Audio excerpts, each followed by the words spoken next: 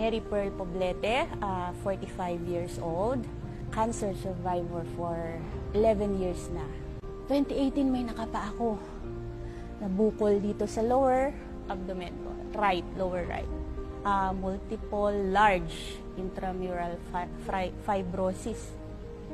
So, ang dami ko ng concerns, ang dami kong sakit sa katawan, sa paa, naglalabasan yung varicose veins ko, yung numbness ko na tuwing hating gabi, ginigising ako.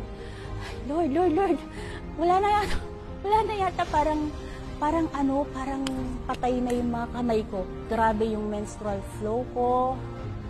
As in, sobrang ayaw mong lumabas ng bahay kasi talagang buo-buo. Kumbaga, tatagusan ka.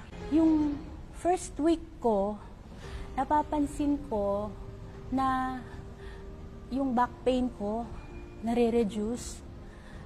Sabi ko gano'n, parang okay na yung back ko, Lord. Sabi ko gano'n. Parang, tapos yung frozen shoulder ko na hindi ko maitaas.